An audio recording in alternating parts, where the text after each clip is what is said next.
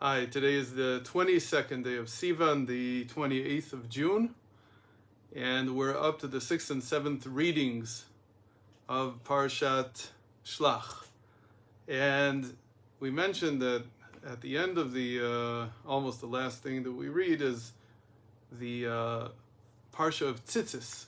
Tzitzis means tying fringes on a four-cornered garment. Four-cornered garments used to be much more readily usable and available in the ancient world. Today, you'd be hard-pressed to find somebody who's wearing a four-cornered garment unless it's like a woman's shawl or something like that. But in order to keep the commandment of tying the fringes, we have two types of garments that we wear. One of them all the time, and one of them when we pray. So the one that we have all the time on, I'm not going to deal with now. It's under my clothing for a different time. But what I wanted to show you, and this is kind of different than what I usually do, I wanted to show you what the order of putting on the prayer shawl is. The prayer shawl is a talit, which basically means a shawl.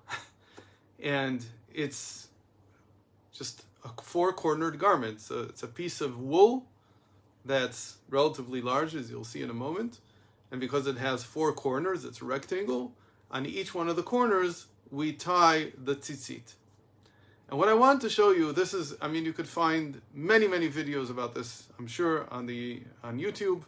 They can show you how to put the prayer shawl on. What I want to show you is something that's not so commonly known, and that has to do with inspecting the fringes, the tzitzis, before we put on the prayer shawl, the talit. And the reason I want to show you this is because I've had some very interesting experiences in the recent few months with this. There's a gentleman who's been coming to my house for the past about 2-3 years, and he had a detached retina about 3 years ago. And though he had the operation, it's a laser operation, and they put it back to some extent, his eyesight in the eye that underwent this detached retina is very poor. He says he has about 10% eyesight. And over the past 3 years, and I've been supporting him a little financially and helping him with some things, but over the last 3 years, I felt that since this problem came to my doorstep, I've discovered more and more information about what to do with it. It's not life-threatening usually, but he basically can't see with one eye, so he's very uncomfortable. And the information collected over about the last 2 years, until it churned into a whole understanding. And this is direct first-person information that was given from the Lubavitcher Rebbe and what he did with these cases. And I wanted to share it because I think there might be other people that might be affected by this, have problems with their eyesight for whatever other reason. And the reason we're doing this now is because, first of all, because tzitzis is mentioned at the end of our parsha, in the 7th reading. But more importantly, we started the parsha with vision. Moses sent the spies to scout the land of Israel, and they came back with a bad report because they saw what they shouldn't see. And so you could say that this entire parsha, this entire portion of the Torah, is actually about rectification of eyesight. We began with poor vision, and we're ending with the commandment not just to put the fringes on our four-cornered garments, but to also look at them. It says specifically, uritem otam, you should see them.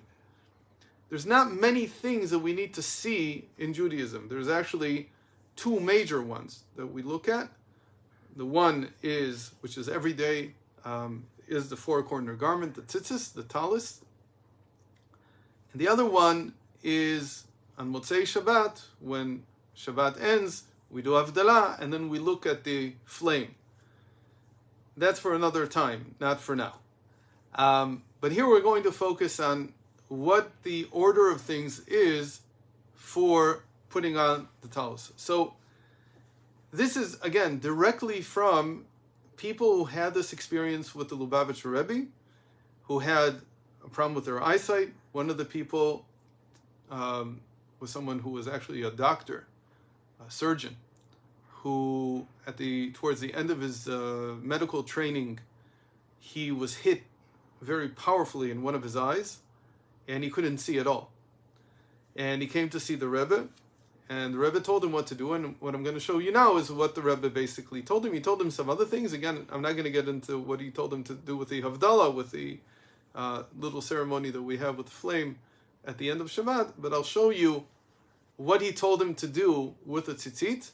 And again, I heard this from one source, and then I heard it from another source, and from a third source. So I know that this is exactly how the Rebbe recommended that this be done. So, just to explain the background, so here's the talit. I have it folded up the way it's usually in my bag. So when I open it so that I lay it over my right shoulder, and I have the fringes in my hand. Now I take the fringes, and they're supposed to be checked. And by checked, I mean that I'm supposed to make sure that nothing is missing overnight. Nothing has been lost in some way. And, more importantly, that they are separated from one another. When you have a lot of strings, especially made from wool, and they're together, they have a tendency to get jumbled up. So, what I do is I hold all four of them. It's a little hard to see. There's four of them here. 1, 2, 3, 4. It doesn't matter in what order, though they usually align themselves quite easily. And the first thing I do is I strengthen the knot, the final knot, just to make sure that it's strong. It also has a tendency to open up. And then I start counting each one of the strings on the first fringe. So I have 8 in each one. So I count 1, and I separate them as I'm taking them out. 2, 3, 4, looking at them as I do this. I usually do this when I'm preparing for prayer in the morning before I put the talis on. 8. And I put this one aside. I do the same for the next one. Again counting 1, 2, 3, 4, 5, 6, 7, 8. And then same with this. 1, looking at them all the time. 2, 3, 4. And again, the halachic requirement is to separate them, to make sure that they haven't tied themselves into a knot or something. 5, 6, 7, 8. No pressure here, just to make sure everything's in place. I've never found them to be not in place. My wife once said, "Are you counting them because you're afraid you lost one?" No, you don't lose them. They're always here.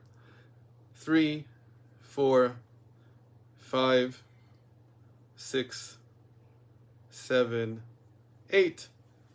And I'm done. And then I put the talis on the way I do every day, just for a sense of completion. I'll show you how this is done.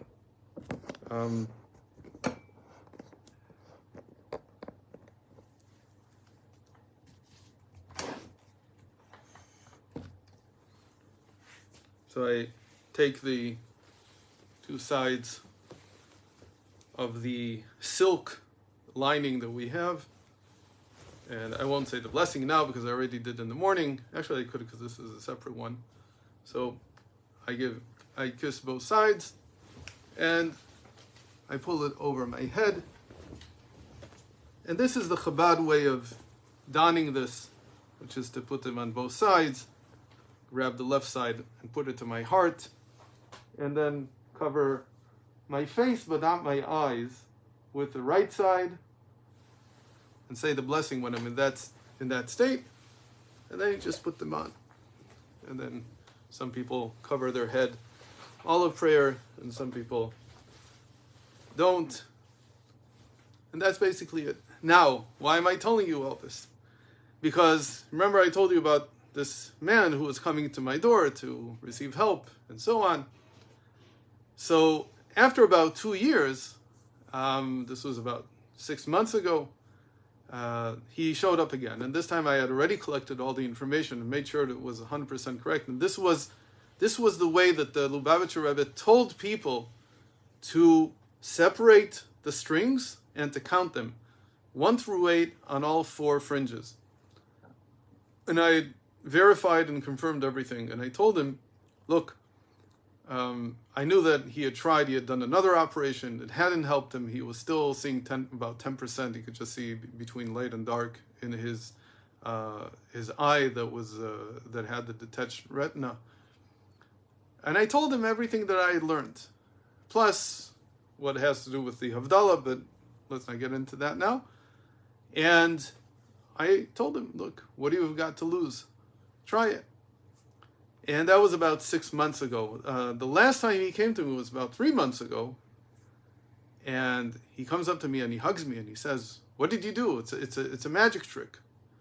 He says, I've tried everything. You know, I went for another operation. I went to this rabbi, that rabbi. Nobody could help me, and I couldn't see it in one eye. And after I started doing this, it took like a month. And I now see 60, 70% with my eye.